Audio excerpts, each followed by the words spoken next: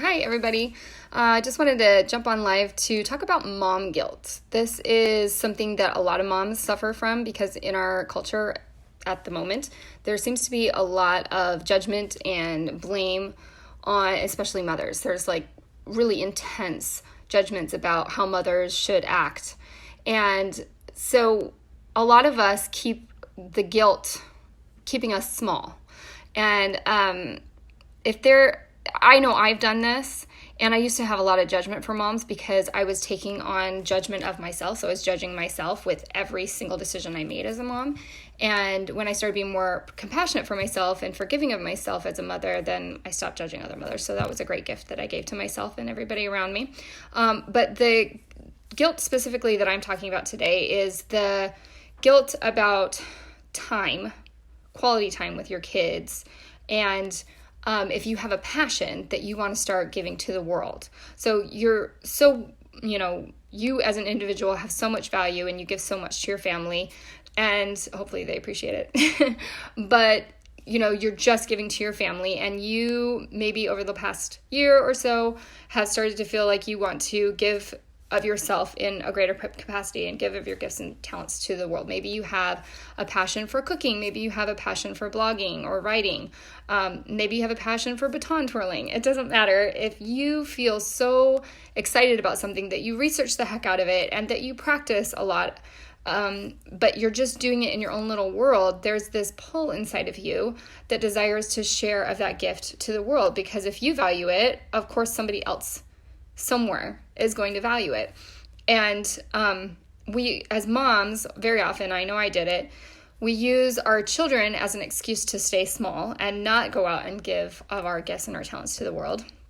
And so we tell ourselves, and we justify it with all kinds of reasons, that we're just going to wait until the kids are all in school, or we're all going to wait until the kids are all grown up and out of the house, and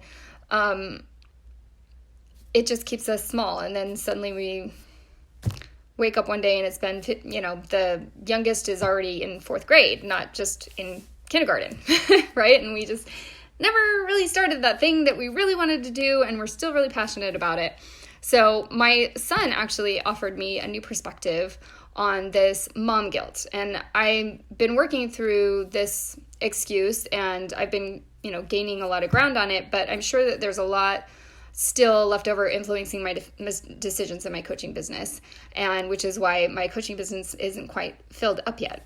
So my son was talking to me at dinner, and he's 9, and he expressed a burning desire to go to the after-school care at school. So kids whose parents work till 5, instead of going home at 3, like all the other kids, they stay in after-school care, and the parents pay for that after school care until they can come pick them up after work. And, there's all kinds of judgments about that. And there really is, it's not good or bad. It's just a lifestyle choice that those parents have chosen, right? And I am able to be home with my kids when they get off the bus. And on my heavy coaching days, I'm still working though when they get off the bus. So I'm still working for another couple of hours, fulfilling my commitments to my clients. And so my son, he said, "Mom, I really, really, really want to go after school with my best friend who lives across the street who goes to after school care." And I was like, "You do?" And he said, "Yeah, Mom, it sounds like it's so much fun. He has such a good time." And I was like, "Oh, so you..." Like, I was questioning, like, okay, so the quality time that I think I'm spending being so valuable to him maybe isn't as valuable to him as I thought it was, or maybe, I don't know, he has a perspective on it that I didn't consider. And so he said, "Mom, please, please, please, when can we start going to after school care?" And I was like, well, I mean, when my coaching practice is full, that would make sense for you guys to go to after school care. And he's like, "Okay, all right, let's just fill your coaching business, Mom. Can we print some flyers and then stand outside the grocery store and just hand out flyers for your business?" And I was like, well, I'll have to think about that. I hadn't considered that avenue of marketing. But I mean, just to see the passion and the excitement in him, for him to be able to do something that a lot of moms judge themselves about because they have to do, because they have to work. So that gave me a little bit of perspective change, and also made me think of this book that I read by Susan Jeffers called Feel the Fear and Do It Anyway. And she was talking about a story, an interaction that she had with her adult son, where she was apologizing to her adult son about having not been around and available to him during a really difficult time in his growing up time. And she felt so much guilt over that time in their life. And he said, "Oh, Mom, don't worry about it. That was the time in my life that I learned to be self-sufficient, and it serves me very well now as an adult." And that perspective shift, all this guilt that she'd been feeling, nobody else was blaming her. Nobody else wanted her to feel guilt. It was just her.